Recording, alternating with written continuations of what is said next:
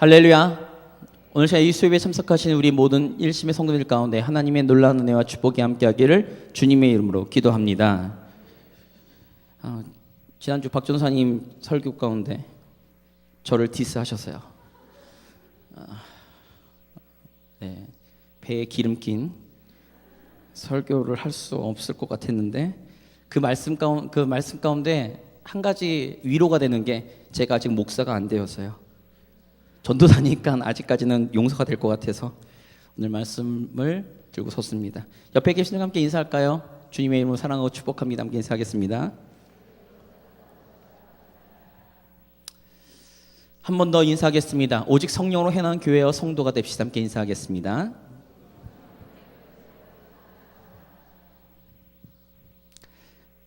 네, 제가 우리 다른 전도사님들께 항상 부탁을 드렸는데 제발 유머를 저를 통해서 하지 않으셨으면 이런 간절한 소망이 있긴 하지만 이 한 몸 불살라서 우리 성도님들에게 기쁨이 된다면 상관없습니다.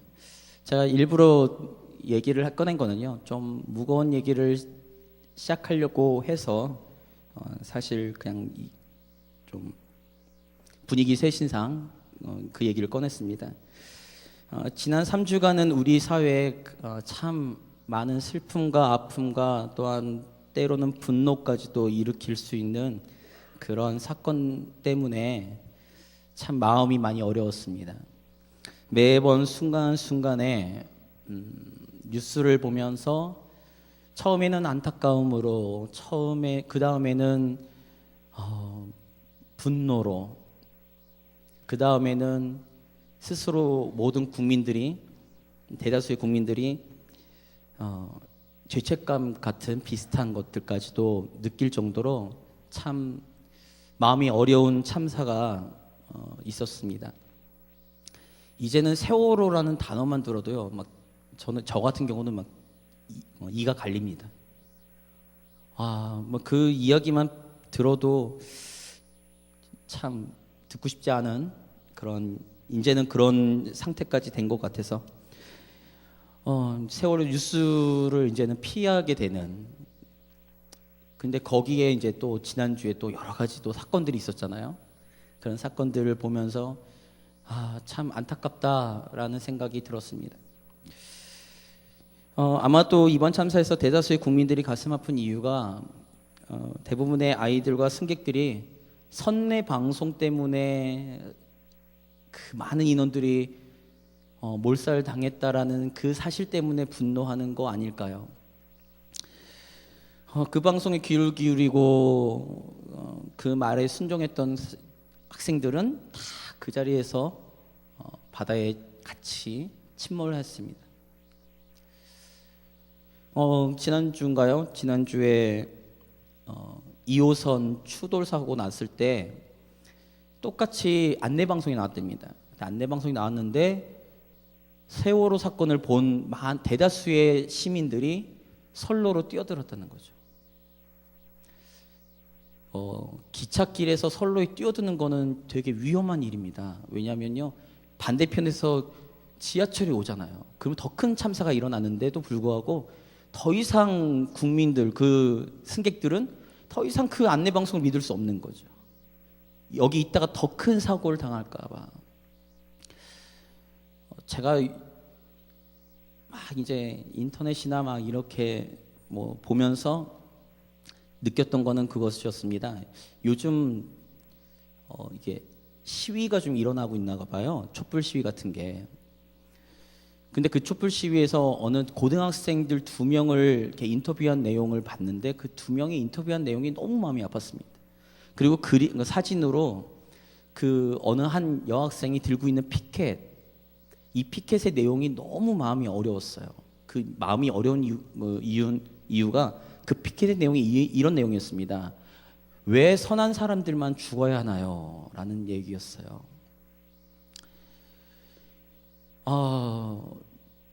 그 이야기를 그 화면을 보면서 너무 마음이 찢어졌는데 제 마음을 아는지 모르는지 비슷한 또래에 있는 저희 학생 하나가 저한테 물어봤습니다. 이렇게 물어봤어요. 전도사님, 하나님이 살아계신다면 지금 기적과 이적이 필요한 때 아닙니까? 왜 악인들은 득세하고 왜 선한 사람들, 착하게 살려고 말을 잘 들었던 사람들은 왜 다 죽어야 하나요? 뭐 이런 얘기들을 저한테 했어요. 그 이야기를 듣고 또 제 마음을 아는지 모르는지 집에 갔더니 제 와이프가 똑같은 얘기를 또 저한테 하는 거였어요. 그 생각이 저한테도 있었거든요, 사실은. 그러니까 하나님께 이렇게 질문하고 싶었어요. 하나님, 도대체 왜 이런 일이 왜 우리 가운데 일어나고 왜 대다수의 사람들이 저기에서 희생되어야 될까요? 지금 안산 지역에 있는 교회들은 난리가 났답니다. 안산 지역에 있는 교회들은 난리가 났대요. 거의 상당수 애들도 교회 다니는 아이들도 많고요. 어떤 아버지는 장로님이신가 봐요. 장로님이신데 종교 신문에 이렇게 인터뷰한 기사가 나왔습니다. 그분이 말했던 내용이 뭐였냐면 다니엘서에서의 말씀이었어요. 다니엘과 세 친구들의 이야기. 하나님이 우리를 구원시키겠지만 그리 아니하실지라도 라고 그 문구를 가지고서 인터뷰를 하신 내용 보면서 너무 마음이 아팠습니다. 우리 성도님들은 어떠세요? 하나님이 살아계신다면, 하나님께서 계신다면 과연 정말 이 땅에 있는 수많은 그 악인들과 정말로 돈밖에 모르는, 생명보다 돈을 더 소중히 여기는 그런 모든 일들 가운데 하나님은 왜 침묵하고 계시는가? 왜 하나님은 가만히 계시는가? 하나님께서 왜 심판하지 않으시는가? 하나님의 정의와 공의가 왜 이 땅 가운데 일어나지 않는가? 정말 하나님이 살아계시는 것인가? 라고 생각해 보신 적은 없으신가요?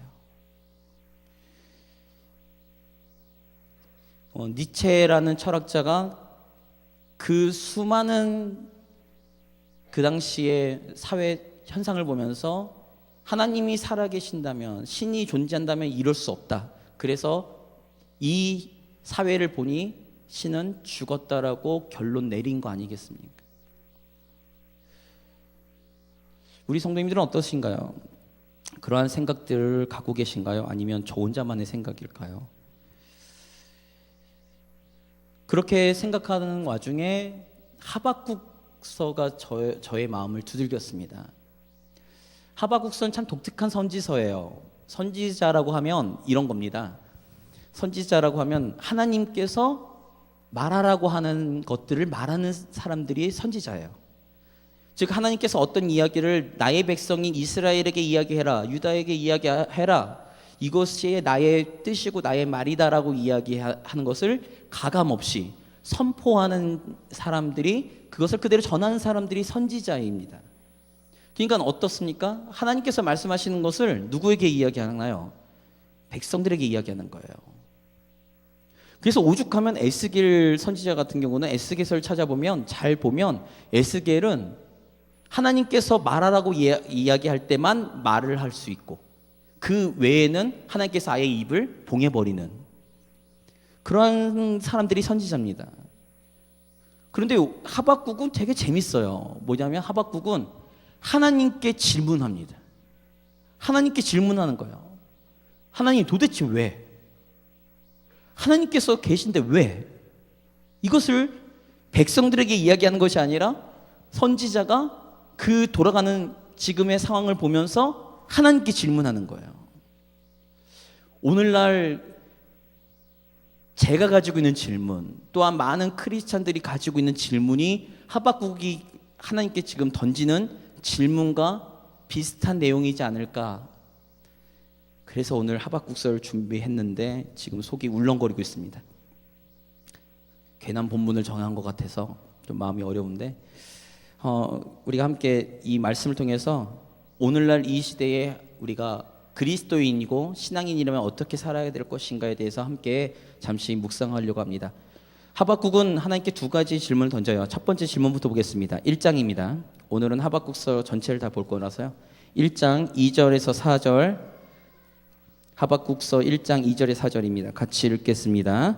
여호와여, 내가 부르짖어도 주께서 듣지 아니하시니 어느 때까지이리까? 내가 강포로 말미암아 외쳐도 주께서 구원하지 아니하시나이다. 어찌하여 내게 죄악을 보게 하시며 패역을 눈으로 보게 하시나이까? 겁탈과 강포가 내 앞에 있고 변론과 분쟁이 일어났나이다. 이러므로 율법이 해이하고 정의가 전혀 시행되지 못하오니 이는 악인이 의인을 에워쌌으므로 정의가 굳게 행하여 짐이니이다. 하박국이 보면서 막 가슴이 터지는 거예요. 그 이유가 뭐냐면 유다 나라가 하나님의 율법을 저버렸습니다. 그리고는 하나님께서 행하셔야 될 하나님의 나라로서 하나님의 백성으로서 행해야 될 하나님의 정의가 사라지고 있는 거예요. 유다 나라 안에 통치자를 비롯한 수많은 사람들, 집권자들이 하나님을 떠나서 자신들의 유익을, 그래서 악인이라고 표현하거든요. 그리고 4절 후반부 보니까 악인이 의인을 에워쌌다는 거예요. 수많은 문제들이 지금 유다 나라 안에 있다는 거죠. 그 핵심이 뭐냐? 하나님을 저버린 거예요. 하나님의 말씀을 저버렸습니다. 율법을 저버리고 하나님의 정의를 저버렸어요. 그리고 자기네들이 원하는 대로 자신의 욕심을 따라 행했던 거였죠. 그러니까 하나님 도대체 왜 하나님의 말씀대로 살려가는 의인들이 왜 핍박을 받아야 됩니까? 저 악인들을 통해서 왜 핍박을 받아야 됩니까? 하나님의 백성이라고 하는, 하나님의 나라라고 하는 유다 이 나라 자체가 왜 이렇게 퇴색하는데 하나님은 왜 나의 기도에 응답하지 않으시냐는 거죠. 하나님께서 왜 침묵하고 계시냐는 겁니다. 이것이 하박국이 하나님께 드리는 첫 번째 질문이었어요. 그랬더니 하나님께서 이렇게 말씀하시는 거예요. 5절부터 11절인데 다 보기는 그러니까 5절에서 8절까지만 읽겠습니다. 같이 읽겠습니다. 여호와께서 이르시되 너희는 여러 나라를 보고 또 보고 놀라고 또 놀랄지어다. 너희의 생전에 내가 한 가지 일을 행할 것이라. 누가 너희에게 말할지라도 너희가 믿지 아니하리라. 보라, 내가 사납고 성급한 백성 곧 땅이 넓은 곳으로 다니며 자기 소유가 아닌 거처들을 점령하는 갈대아 사람을 일으켰나니 그들은 두렵고 무서우며 당당함과 위엄이 자기들에게서 나오며 그들의 군마는 표범보다 빠르고 저녁 이리보다 사나우며 그들의 마병은 먼 곳에서부터 빨리 달려오는 마병이라. 마치 먹이를 움키려 하는 독수리의 나름과 같으니라. 하나님께서 그 하박국의 질문에 대답하시는데 어떤 대답을 하시냐면 갈대아인을 일으킨다는 거예요. 그것이 역사적으로는 바벨론입니다. 바벨론을 일으켜서 어떻게 한다고요? 유다를 친다라는 거죠. 하나님의 진노의 막대기로 바벨론을 하나님께서 일으키셔서 그 바벨론을 통해서 유다를 책찍질하겠다는 겁니다. 하나님께로 돌아오라고 책찍질하겠다는 거죠. 그리고 여기에 하박국이 또 다른 질문을 하는 거죠. 그 질문이 내용이 이겁니다. 12절 말씀만 보겠습니다. 12절과 13절입니다. 하박국서 1장 12절 13절 같이 읽겠습니다. 선지자가 이르되 여호와 나의 하나님 나의 거룩한 이시여 주께서는 만세 전부터 계시지 아니하시니까 우리가 사망에 이르지 아니하리이다. 여호와여 주께서 심판하기 위하여 그들을 두셨나이다. 반석이시여 주께서 경계하기 위하여 그들을 세우셨나이다. 주께서는 눈이 정결하심으로 악을 참아 보지 못하시며 패역을 참아 보지 못하시거늘 어찌하여 거짓된 자들을 방관하시며 악인이 자기보다 의로운 사람을 삼키는데도 잠잠하시나이까. 하박국이 하나님께 두 번째 질문을 합니다. 하나님께서 유다를 심판하시는 것은 알겠는데 문제가 뭐냐면 그 유다 안에 있는 의인이 있는데 그 의인들, 그 유다보다 더 못한, 유다의 패역한 백성 집권자들보다 더 못한 바벨론을 일으켜가지고 의로운 그 유다를 멸망시키는 것이 합당하냐는 거예요. 그것이 합당하냐는 겁니다. 그럴 수 없다는 거죠. 하박국은 그런 겁니다. 어떻게 악인을 통해서 의인을 심판하냐 이거죠. 어떻게 더 정복자들, 유다를 압제할 수 있는 그 무자비한 사람들을 일으켜서 어떻게 유다를 심판하시냐 이거죠. 하나님이 직접 심판하시면 하나님은 공의로우시고 정의로우시고 하나님은 심판주이시니까 예 알겠습니다 라고 할 수는 있지만 선지자 눈에 그것이 지금 하나님께서 말씀하신 것이 불의하다고 생각하는 거죠. 그러니까 하나님 어찌 악한 자들을 통해서 의인들을 심판하고 의인들을 징계하냐 이거죠. 그럴 수 없다는 것입니다. 여기에 하나님께서 두 번째 질문에 답을 하시죠. 근데 우리가 한 가지 아셔야 될 게 있습니다. 1장에서의 하나님의 이 바벨론을 통한 갈대아인을 통한 하나님의 심판은 곧 일어날 일이었어요. 4절에 5절의 말씀이죠. 5절의 말씀은 너희 생전에 내가 한 가지 일을 일으키겠다. 그러니까 하박국 선지자가 살아있는 동안에 지금 있는 유다 백성들이 살아있는 동안에 바벨론이 침공할 거라는 거죠. 그런데 2장에 있는 말씀은 1절부터 3절까지 읽어보면 묵시라고 되어 있습니다. 한번 읽어보겠습니다. 지금부터 하나님께서 대답하시는 이 대답은 묵시입니다. 말씀 보겠습니다. 같이 읽겠습니다. 내가 매 파수하는 곳에 서며 성루에 서리라. 그가 내게 무엇이라 말씀하시는지 기다리고 바라보며 나의 질문에 대하여 어떻게 대답하시는지 보리라 하였더니 여호와께서 내게 대답하여 이르시되 너는 이 묵시를 기록하여 판에 명백히 새기되 달려가면서도 이을 수 있게 하라. 이 묵시는 정한 때가 있나니 그 종말이 속히 이루겠고 결코 거짓되지 아니하리라. 비록 더딜지라도 기다리라. 지체되지 않고 반드시 응하리라. 하나님께서 지금부터 하시는 말씀은 하나님께서 묵시라고 이야기하셨습니다. 즉 종말의 때, 이 정한 때가 있는데 이 때는 언제인지 모른다는 거예요. 그러니까 잘 보셔야 됩니다. 하박국이 살아있을 때 이 묵시가 성취가 될런지 안 될런지 아무도 몰라요. 이 정한 때는 누구만 알고 계시냐? 하나님만이 알고 계시는 거죠. 궁극의 때에 하나님께서 4절에서부터 20절까지 2장 4절에서부터 20절까지 말씀을 보면 뭐라고 말씀하시냐면 악인들은 하나님께서 반드시 심판하신다는 거예요. 그들이 행한 것들을 하나님께서 반드시 보응하시겠다고 말씀하시는 겁니다.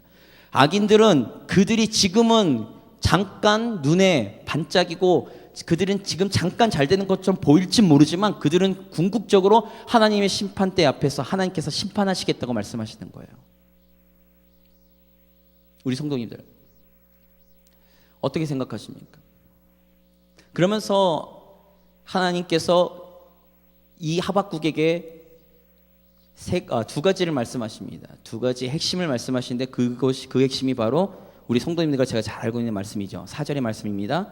같이 읽겠습니다. 2장 4절이요. 같이 읽습니다. 보라, 그의 마음은 교만하여 그 속에서 정직하지 못하나 의인은 그의 믿음으로 말미암아 살리라. 우리가 잘 알고 있는 말씀이죠. 의인은 그의 믿음으로 말미암아 살리라 말씀하셨습니다. 근데 여기서 구약 학자들이 이야기하는 것이 몇 가지가 있어요. 의인은 그의 믿음으로 말미암아 살리라인데 그의 믿음이 과연 누구의 믿음이냐는 거죠. 그래서 여기에는 첫 번째는 그라고 명시가 되어 있는 게 하나님 자신이라는 거죠. 그래서 믿음이라는 단어를 신실함으로 바꿀 수 있습니다. 그래서 의인은 하나님의 신실함으로 말미암아 살리라라고 번역할 수도 있어요. 히브리 원어로 보면. 그러나 의인은 그의 믿음, 즉 의인의 믿음으로 말미암아 살리라라고도 번역할 수 있죠. 그래서 오늘날 구약 성서학자들은 이렇게 결론을 내렸습니다. 뭐라고 결론을 내리냐면 의인은 하나님의 신실함을 믿는 믿음으로 말미암아 살리라라고 그걸 통합적으로 봐야 된다는 거죠. 자, 보셔야 됩니다. 그의 믿음, 의인이 그의 믿음, 무엇을 믿습니까? 하나님의 말씀을 믿는 거죠. 하나님께서 말씀하셨어요. 근데 하나님의 속성상 하나님은 약속하시고 언약하신 것을 반드시 성취하시는 분임을 우리가 믿지 않는다면 우리의 믿음은 흔들릴 수밖에 없습니다. 그러니 우리의 믿음의 기초는 어디에 근거해야 되냐면 하나님의 그 신실하심에 기초하고 있어야죠. 하나님께서는 반드시 말씀하신 것은 반드시 지키시는, 하나님께서 이 말씀을 통해 약속하신 것은 반드시 지키시고 이루시는, 성취하시는 하나님이라는 사실을 믿는 믿음, 그 믿음으로 살 때에 오늘 이 이후에 나와 있는 하나님의 그 언약의 말씀, 약속하는, 하박국에게 약속하고 있는 그 말씀이 이루어진다는 그 믿음으로 하박국을 비롯한 의인들은 믿음으로 사는 것이죠. 그러면서 하나님께서 이렇게 또 말씀하셨어요. 핵심은 이겁니다. 14절입니다. 2장 14절 같이 읽겠습니다. 같이 읽습니다. 이는 물이 바다를 덮은 같이 여호와의 영광을 인정하는 것이 세상에 가득함이니라. 14절에 이렇게 말씀하셨어요. 물이 바다를 덮은 같이 여호와의 영광을 인정하는 것이 세상에 가득한 때가 온다는 거죠. 그때가 언제일까요? 그때는 우리 예수님이 재림하실 그때입니다. 그때는 하나님을 인정하지 않고서는 배길 수 없는 거죠. 그 누구도요. 심지어 하나님을 믿지 않는 그 악인들조차도 하나님을 인정할 수밖에 없는 그 날이 온다는 것입니다. 그 궁극의 때가 온다는 거죠. 그리고는 20절의 말씀입니다. 2장 20절입니다. 같이 읽겠습니다. 오직 여호와는 그 성전에 계시니 온 땅은 그 앞에서 잠잠할지니라 하시니라. 하나님의 그 임재가 이 땅 가운데 임하는 것입니다. 하나님의 영광이 물이 바다 덮은 같이 이 땅 가운데 임할 때에 하나님 앞에 그 어떤 사람도 잠잠할 수밖에 없는 거죠.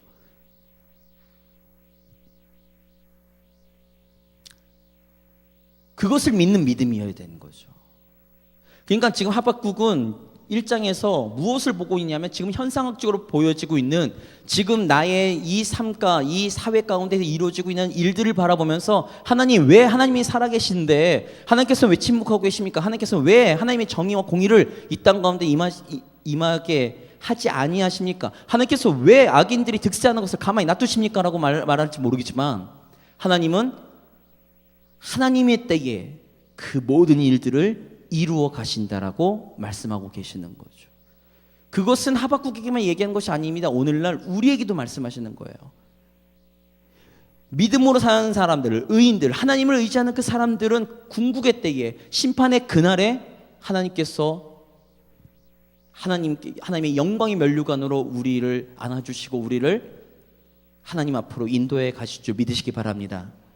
그러니 우리는 지금 손해보는 것이 아니죠. 지금 손해보는 것이 아닙니다.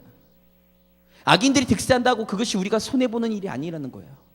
왜요? 누가 알고 계시냐고요? 하나님이 알고 계시기 때문에 그렇습니다.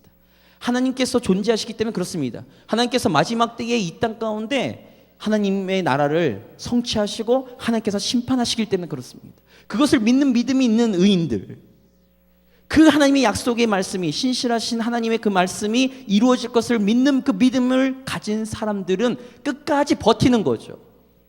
고난의 때 아무리 악인들이 득세하는 그때라도 하나님을 의지하며 믿음으로 버티고 나가는 것입니다. 그래서 3장에 하박국이 1장에서 하박국이 하나님께 기도할 때는 이렇게 기도합니다. 탄원하는 거예요. 탄식하는 겁니다. 하나님 왜 이런 일들이 벌어집니까? 하나님 왜 이런 일들이 하나님이 살아계실 때 이루어집니까? 라고 이야기할지 모르지만 3장에는 하박국의 이야기가 변합니다. 하나님께 드리는 기도가 변하는 거죠. 그 변하는 기도를 잠깐 봅니다. 3장 2절에서부터 4절까지 같이 읽겠습니다. 2절에서 4절까지입니다. 같이 읽습니다. 여호와여, 내가 주께 대한 소문을 듣고 놀랐나이다. 여호와여, 주는 주의 일을 이 수년 내에 부응하게 하옵소서. 이 수년 내에 나타내시옵소서. 진노 중에라도 국류를 잊지 마옵소서. 하나님이 대만에서부터 오시며 거룩한 자가 바란 산에서부터 오시는도다. 그의 영광이 하늘을 덮었고 그의 찬송이 세계에 가득하도다. 그의 광명이 햇빛 같고 광선이 그의 손에서 나오니 그의 권능이 그 속에 감추어졌도다.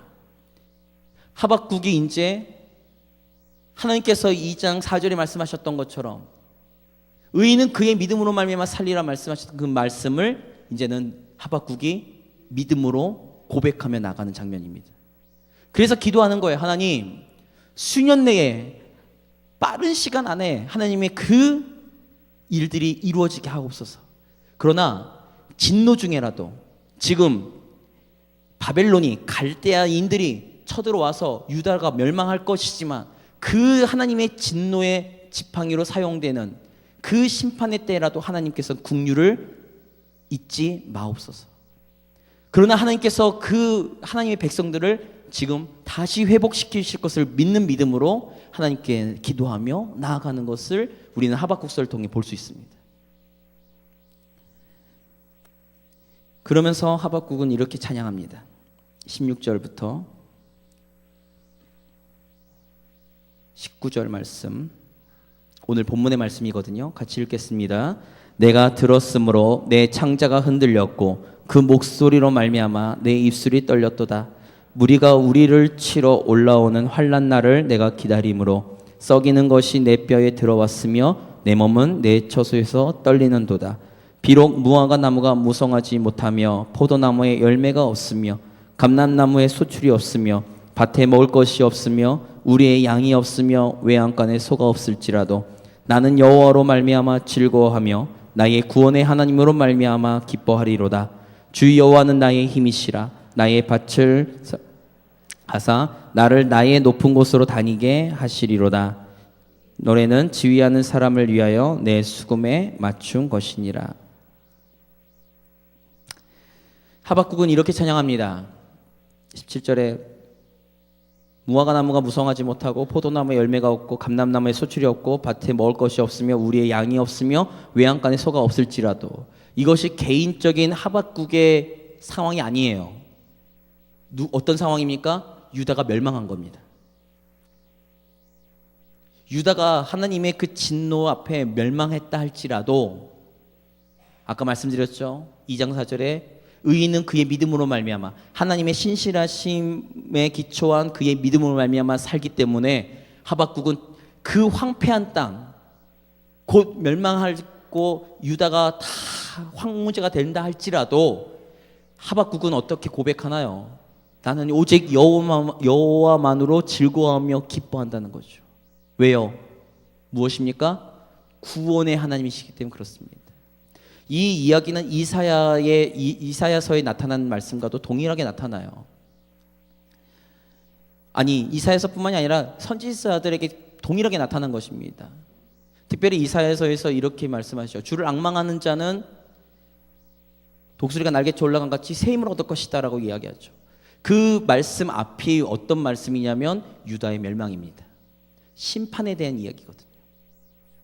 그래서 주를 앙망하는 것이 무엇일까? 영어 성경을 찾아보니까 하나님 안에 소망을 두고 있는 사람들, 오늘 하박국이 말하고 있는 이 의인들이에요. 하나님 안에, 하나님의 그 신실함 안에 우리의 소망을 두고 우리의 구원의 기쁨을 두는 사람들, 하나님께서 반드시 역사하실 것이라는 그 신실하심 가운데 우리가 우리의 믿음으로 나아가는 사람들, 그 사람들에게 반드시 하나님께서 구원의 역사를 이루어 가신다는 사실, 그것을 믿는 믿음으로 의인들은 오늘도 믿음으로 사는 것입니다. 그래서 19절에 여호와는 나의 힘이시라. 나의 발을 상과 같게 하시사 나를 나의 높은 곳으로 다니게 하신다라고 고백하고 말씀하고 있는 거죠. 수많은 믿음의 선진들이 이 고백을 가지고 살았습니다. 특별히 포로기 시대에 적혀져 있던, 포로기 시대의 상황을 보여주고 있는 다니엘과 세 친구들의 이야기가 바로 그런 얘기예요. 그들은 끝까지 하나님 안에 그들의 믿음을 두고 어떤 환경과 어떤 상황 속에서도 하나님에 대한 그 믿음을 저버리지 않고 끝까지 붙들었던 사람들, 그 다니엘과 세 친구들을 하나님께서 구원을 시키시고 그들을 통해 하나님께서 역사하신 것을 우리는 성경을 통해 볼 수 있었습니다. 그러니 지금은 너무나도 마음이 아프고 지금은 하나님의 뜻이 무엇인지 이해가 되지 못한다 할지라도, 정말로 하나님께서 왜 그런 지금의 우리 사회 가운데, 우리의 삶 가운데 왜 이런 일들이 벌어졌는지에 대해서 지금은 우리가 이해하지 못하더라도 우리가 붙들어야 될 한 가지 무엇이냐? 하나님은 구원의 하나님이시고 믿음으로 사는 사람들을 하나님께서는 반드시 마지막 때에 심판하시고 그들의 모든 노고와 그들의 모든 하나님 앞에 신실하게 행했던 일들을 다 결산해 주실 거라는 그 믿음, 그 믿음으로 오늘도 우리는 살아가야 되는 것입니다. 그러니 우리가 때로는 하박국처럼 하나님께 질문을 할 수도 있고 하나님 앞에 우리가 의문을 가지고 고백할 수 있지만 우리의 기도는 반드시 하나님 앞에 하나님의 음성을 통해 하박국의 기도처럼 변해야 된다는 사실이죠. 그러니까 어떤 환경과 어떤 상황에서도 제가 오늘 설교의 제목으로 말씀드린 것처럼 우리가 하나님을 찬양해야 될 이유가 바로 여기에 있습니다. 우리가 하나님을 알아가면 알아갈수록, 우리가 하나님에 대해서 알면 알수록 우리는 하나님의 그 깊은 오묘하신 뜻 가운데 우리는 오직 믿음으로만 나아갈 수 있는 사람됨을 고백할 수밖에 없는 것. 그래서 바울 사도는 로마서에서 깊도다 하나님의 그 지혜, 지식의 부요함이요 라고 고백하는 거죠. 이사야는 이렇게 말합니다. 하나님께서 이사야를 통해서 말씀하신 것이 나의 생각과 너희의 생각은 다르다는 거죠. 그러니 오늘 이 시간 우리의 생각을 주장하는 것이 아니라, 우리의 판단을 주장하는 것이 아니라 오직 하나님의 그 신실하신 가운데 하나님께서 이루실 그 일들을 우리가 기도하며 기다리는 그러한 성숙한 교회와 성도가 되시기를 주님의 이름으로 기도합니다. 같이 기도하겠습니다.